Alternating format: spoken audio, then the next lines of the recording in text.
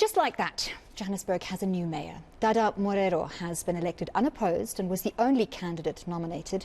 Pule Letshwiti was removed from the post after 139 members voted for her removal this morning during a special council sitting. Meanwhile, Pule Letshwiti's application to stop the motion of no confidence was struck off the court roll with costs. To give us more details, I'm joined by our reporter Pule Letshwiti-Jones. Pule, you've been following this morning. I want to say the word circus, but revolving door politics comes to mind as well. The new Joburg mayor seems to want to hit the ground running. He addressed load shedding and the Johannesburg finances. What is he going to do? Yeah, definitely, and you're right. And just like that, that's what happened from when the new speaker was elected. We do understand that yesterday there was a program committee that was supposed to convene. So the committee basically looks into the agendas that will run the council. But we understand that some members of Action SA actually left that meeting and therefore didn't reach quorum. So the DA went to court on the basis that that program committee meeting did not convene constitutionally, and therefore those motions cannot be served during council.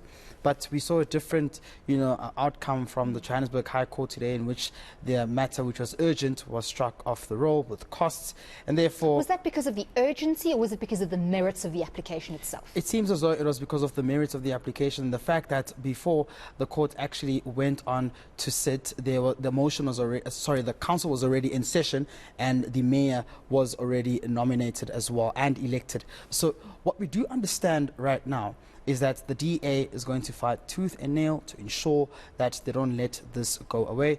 But most importantly, like you're saying, the Johannesburg newly elected mayor, Dada Morero, now coming with these promises saying he will prioritize service delivery. And look, it's up for us to see now what's going to happen, because residents have been bearing the brunt of this political infighting for quite some time now. And it's very important that service delivery does kick the ground running to see how far the city is in terms of its stability. How many mayors have we had now in the last 2 years? There's been quite a lot. I mean, we've seen the likes of, Mr. the late Mpoemarane, Jorili Matongo, the late Jorili Matongo.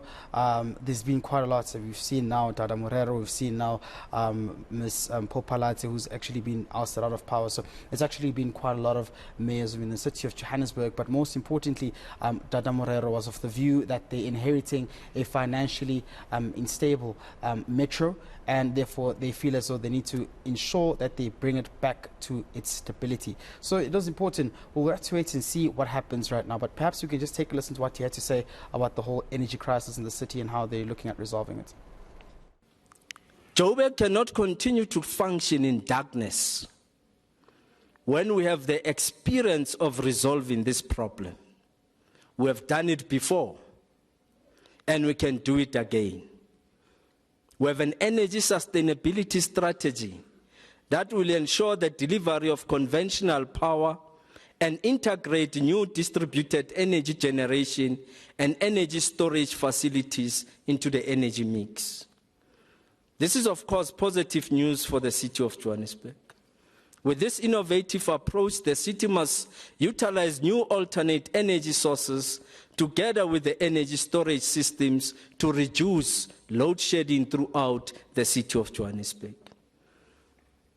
This should be good news for the businesses and residents of Johannesburg. Also, by introducing this plan, we will impact on load shedding aggressively.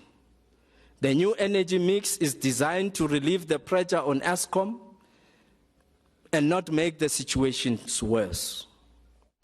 Pule, ousted Mayor Pule Letshwiti saying the fight is not over. You said earlier the DA are going to fight tooth and nail.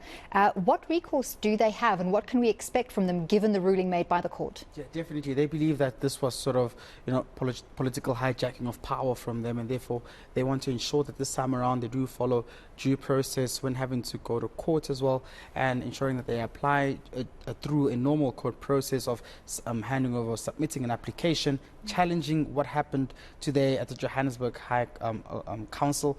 But the technicality there still remains, because even if they were to be successful in court and the court does rule that the election of the Johannesburg mayor was unlawful and it is reversed, the numbers are still are against him, because the Patriotic Alliance is now supporting the ANC, the Al Jama'ah, and of course COPE, and therefore they were saying that they will still file a motion against the mayor.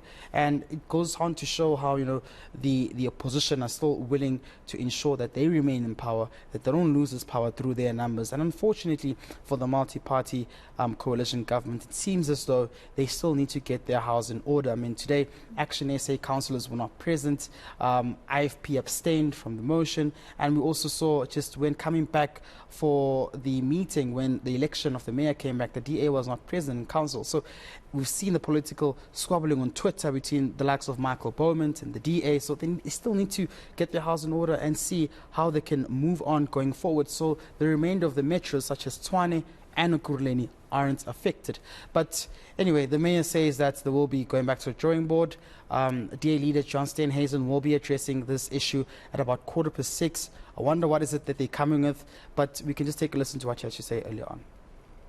I know it's a very confusing time. I know it's a very sad time. But I want to say thank you for all the, again, prayers, the support. I've got these beautiful flowers from Pastor Andre of Rivers Church. Pastor Andre, thank you so much. I know you're praying. I know so many people are praying for our city. I just want to appreciate you for doing that. What happened today was an injustice. It was unlawful. We're just waiting for the courts to redeem the residents of Johannesburg from what has happened here today. We believe in our judicial system, and we believe that justice will be served for our 6 million residents. So please hang in there. Please don't stop praying. We are fine. We will fight. We will fight for you. We'll fight to see our city rebuilt again, and we will not leave it in the hands of this corrupt cabal. So hang in there. Keep praying. See you soon. Well, thank you very much, eNCA's Pule Letshwiti-Jones, bringing us that story. And as he said, John Steenhuisen of the DA going to be doing a press briefing at 6:15. We will bring that to you live here on eNCA.